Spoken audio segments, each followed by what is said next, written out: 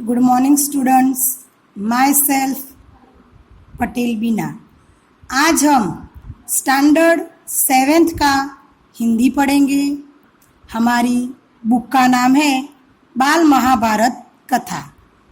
पूरक पाठ्य पुस्तक है महाभारत कथा। महाभारत कथा महर्षि पराशर के कीर्तिमान पुत्र वेद व्यास की देन है। व्यास जी ने महाभारत की यह कथा सबसे पहले अपने पुत्र शुकदेव को कंठस्थ करवाई थी और बाद में अपने दूसरे शिष्य को। मानव जाति में महाभारत की कथा का प्रसार महर्षि वैशंपायन के द्वारा हुआ। वैशंपायन व्यास जी के प्रमुख शिष्य थे। ऐसा माना जाता है कि महाराज परीक्षित के पुत्र जन्मेजय ने एक बड़ा यज्ञ किया। इस महायज्ञ में सुप्रसिद्ध पौराणिक सूत जी भी मौजूद थे। सूत जी ने समस्त ऋषियों की एक सभा बुलाई। महर्षि शौनक इस सभा के अध्यक्ष हुए। महर्षि पराशर के कीर्तिमान पुत्र वेद व्यास ने महाभारत की कथा की रचना की। उन्होंने इस कथा को सबसे बड़े पहले अपने पुत्र शुकदेव को कंठस्थ करवाई और बाद में अपने शिष्यों को। महाभारत की कथा का प्रसार मानव जाति में महर्षि वैशंपायन ने किया। महर्षि वैशंपायन व्यास जी के शिष्य थे।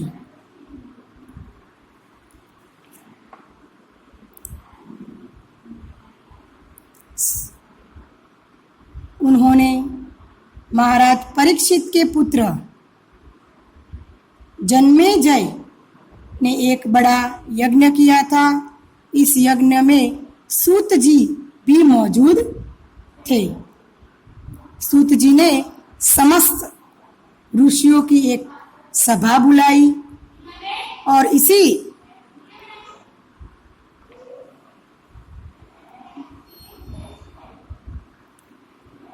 समस्त ऋषियों की एक सभा बुलाई और इसी सभा में महाभारत की कथा का प्रारंभ हुआ। सूत जी ने ऋषियों की सभा में महाभारत की कथा प्रारंभ की। महाराजा शांतनु के बाद उनके पुत्र चित्रागध हस्तिनापुर की गद्दी पर बैठे। उनकी अकाल मृत्यु हो जाने पर उनके भाई विचित्रवीर्य राजा हुए। उनके 2 पुत्र हुए, धृतराष्ट्र और पांडु। बड़े बेटे धृतराष्ट्र जन्म से ही अंधे थे, इसलिए उस समय की नीति के अनुसार पांडु को गद्दी पर बैठाया गया। महाराज शांतनु को 2 पुत्र थे, चित्रागध और विचित्रवीर्य। राजा शांतनु के बाद उनके पुत्र चित्रागध को हस्तिनापुर का राजा बनाया गया। उनकी अकाल मृत्यु हो जाती है के कारण बाद उनके भाई विचित्रवीर्य राजा हुए। विचित्रवीर्य के 2 पुत्र थे, धृतराष्ट्र और पांडु। धृतराष्ट्र जन्म से ही अंधे थे, इसलिए पांडु की गद्दी पर बैठाया गया। पांडु ने कई वर्षों तक राज्य किया। उनकी 2 रानियां थी, कुंती और माद्री। कुछ समय राज्य करने के बाद पांडु अपने किसी अपराध के प्रायश्चित के लिए तपस्या करने जंगल में गए। उनकी दोनों रानियां भी उनके साथ ही गई। वनवास के समय कुंती और माद्री ने 5 पांडवों को जन्म दिया। कुछ समय बाद पांडु की मृत्यु हो गई। 5 अनाथ बच्चों का वन में ऋषि मुनियों ने पालन पोषण किया और पढ़ाया लिखाया। जय युधिष्ठिर 16 वर्ष के हुए तो ऋषियों ने 5 कुमारों को हस्तिनापुर ले जाकर पितामह भीष्म को सौंप दिया। यहाँ पांडु को 2 रानियां थी, कुंती और माद्री। कई वर्षों तक पांडु ने राज किया। फिर वे अपने किसी अपराध को प्रायश्चित के लिए दोनों रानियों के साथ जंगल में चले गए। वही कुंती और माद्री ने 5 पांडवों को जन्म दिया। कुछ समय बाद पांडु की मृत्यु हो गई और 5 पांडवों को ऋषि मुनियों ने पालन पोषण किया तथा शिक्षा दी। जय उनका बड़ा बेटा था। जब युधिष्ठिर 16 साल का के लिए हुए तो ऋषियों ने 5 पांडवों को हस्तिनापुर जाकर भीष्म पितामह को सौंप दिया। 5 पांडव बुद्धि में तेज और शरीर में बली थे। उनकी प्रखर बुद्धि और मधुर स्वभाव ने सबको मोह लिया था। यह देखकर धृतराष्ट्र के पुत्र कौरव उनसे जलने लगे और उन्होंने पांडवों को तरह तरह के कष्ट पहुंचाना शुरू कर दिया। 5 पांडवों बुद्धि से तेज और शरीर से बलवान थे।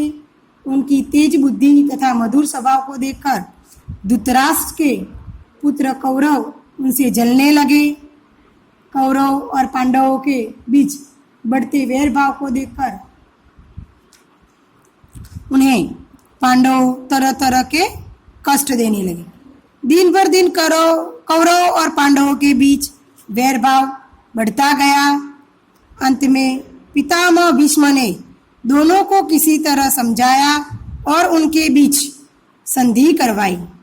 भीष्म के आदेशानुसार कुरु राज्य के 2 हिस्से किए गए। कौरव हस्तिनापुर में ही राज करते रहे और पांडवों को एक अलग राज्य दे दिया गया, जो आज आगे चलकर इंद्रप्रस्थ के नाम से मशहूर हुआ। इस प्रकार कुछ दिन शांति रही। कौरव और पांडवों के बीच बढ़ते वैर भाव को देखकर दोनों को ने भीष्म पितामह ने समझाया और दोनों की आपस में संधि करवाई। भीष्म ने आदेश अनुसार कुरु राज्य के 2 भाग किए गए। कौरव हस्तिनापुर में राज करने लगे और पांडव इंद्रप्रस्थ में रहने लगे। इस तरह कौरव और पांडवों में कुछ दिन शांति बनी रही। उन दिनों राजा लोगों में चौसर खेलने का आम रिवाज था। राज्य तक की बाजियां लगा दी जाती थी।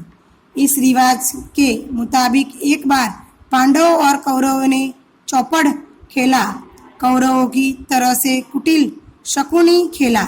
उसने युधिष्ठिर को हरा दिया।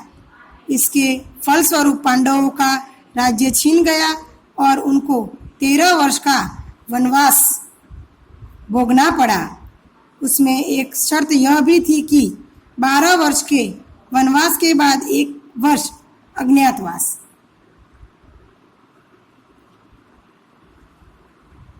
एक बार कौरवों ने और पांडवों में चौसर का खेल हुआ। कौरवों की तरफ से कुटिल शकुनी ने खेला। उसे युधिष्ठिर को हरा दिया। पांडवों का अपना राज्य खोना पड़ा। 13 वर्ष का वनवास भी भोगना पड़ा। वनवास में यह शर्त थी कि 12 वर्ष का वनवास तथा 1 वर्ष का अज्ञातवास में रहना पड़ेगा। उसके बाद उनका राज्य उन्हें लौटा दिया जाएगा। फिर उसके बाद उन्हें अपना राज्य वापस मिल जाएगा। द्रौपदी के साथ 5 पांडव 12 वर्ष वनवास और 1 वर्ष अज्ञातवास में बिताकर वापस लौटे, पर लालची दुर्योधन ने लिया हुआ राज्य वापस करने से इनकार कर दिया। अतः पांडवों को अपने राज्य के लिए लड़ना पड़ा। 12 वर्ष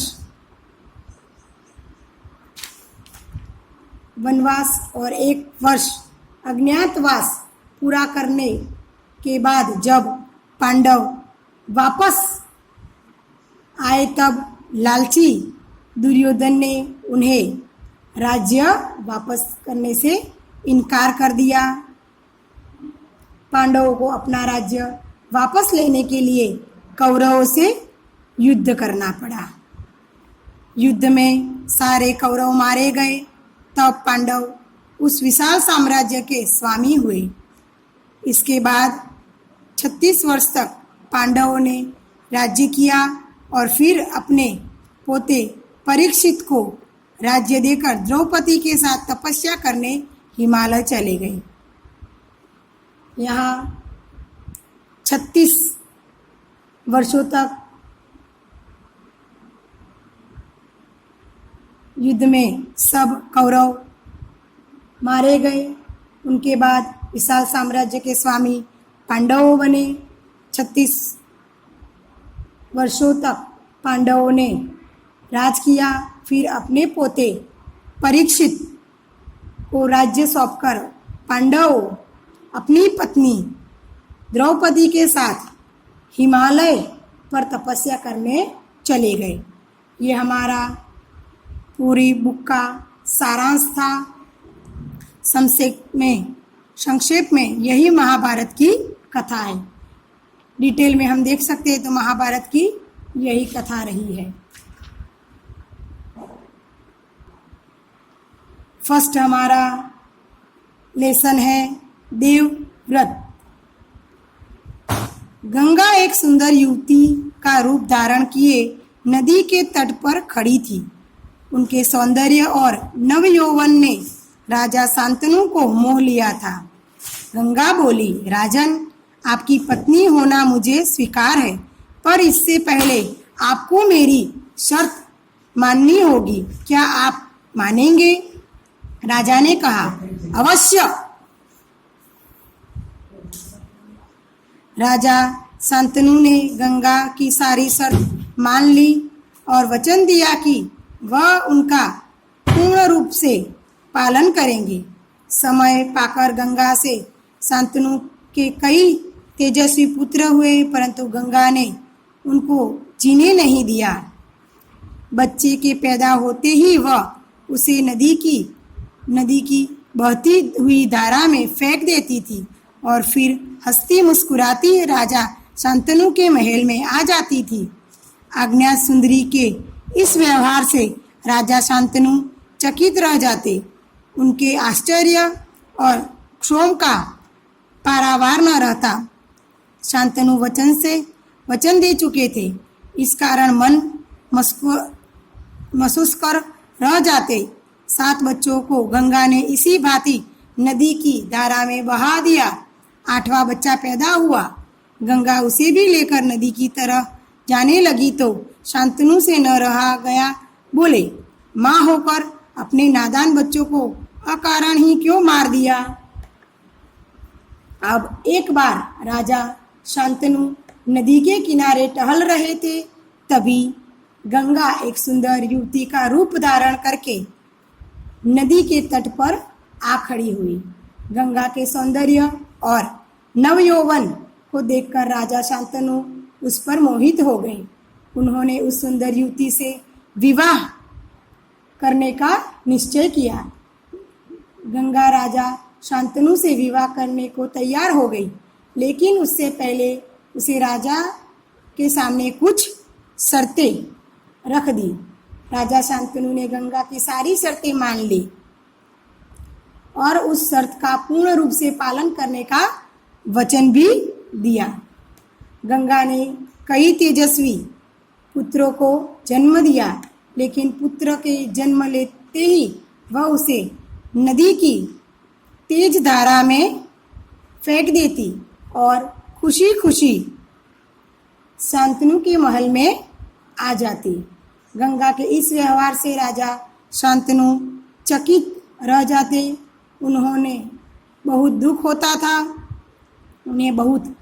होता था, किंतु वचन के अनुसार वे मन मसूर कर रह जाते थे।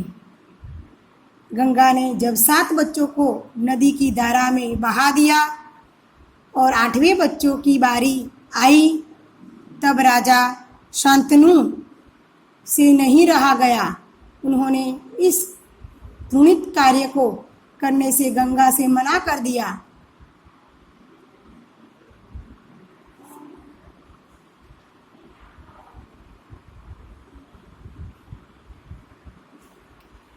यह घृणित व्यवहार तुम्हारे शोभा नहीं देता। राजा की बात सुनकर गंगा मन ही मन मुस्कुराई, परंतु क्रोध का अभिनय करती हुई बोली, राजन, क्या आप अपना वचन भूल गए हैं? मालूम होता है कि आपको पुत्र से ही मतलब है, मुझसे नहीं।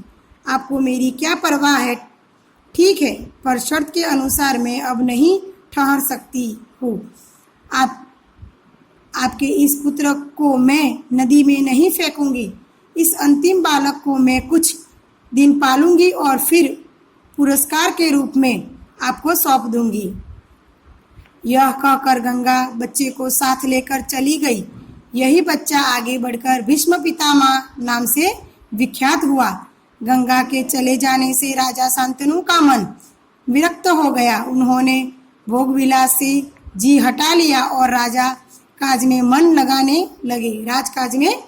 लगाने।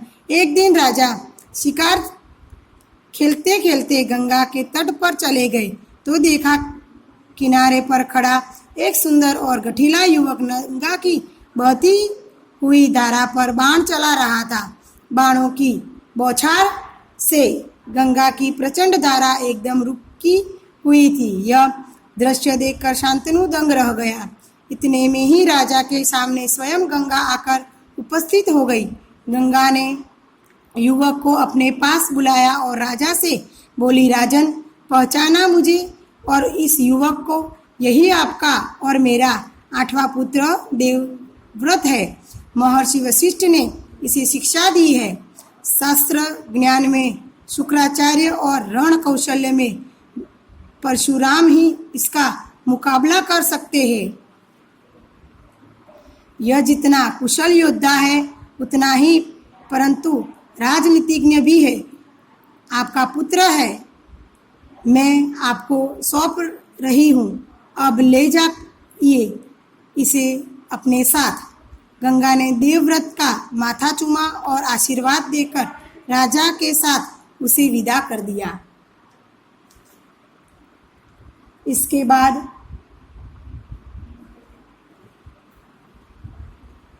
गंगा बोलती है कि राजन, क्या आप अपने वचन भूल गए हो? शर्त के अनुसार मैं अब यहाँ नहीं रुक सकती हूँ। अब मैं इस 8वें पुत्र को नदी में नहीं फेंकूंगी, लेकिन आपके 8वें पुत्र को मैं कुछ दिन पालूंगी और फिर आपको सौंप दूंगी। इसके बाद गंगा अपने बच्चे को लेकर चली गई। यही बच्चा आगे बढ़कर भीष्म पितामह के नाम से विख्यात हुआ। गंगा के चले जाने के बाद राजा शांतनु का मन भोग विलास से विरत हो गया और वे राजकाज में मन लगाने लगे। एक दिन राजा शांतनु शिकार खेलते खेलते नदी के तट पर गए। वहाँ उन्होंने एक सुंदर और गठीले युवक को गंगा की बहती धारा पर बाण चलाते हुए देखा। बाणों की बौछार से गंगा की प्रचंड धारा रुकी हुई थी। इस दृश्य को देखकर राजा शांतनु दंग रह गए। महर्षि तभी गंगा उनके सामने आकर खड़ी हो गई। उन्होंने राजा को बताया कि यही आपका और मेरा पुत्र है। वो तो आपकी 8वां पुत्र देवव्रत है। महर्षि वशिष्ठ ने उसको शिक्षा दी है। यह कुशल योद्धा है और चतुर राजनीतिज्ञ है। आपको आपका पुत्र मैं सौंप रही हूँ। गंगा अपने पुत्र देवव्रत को आशीर्वाद देकर चली गई।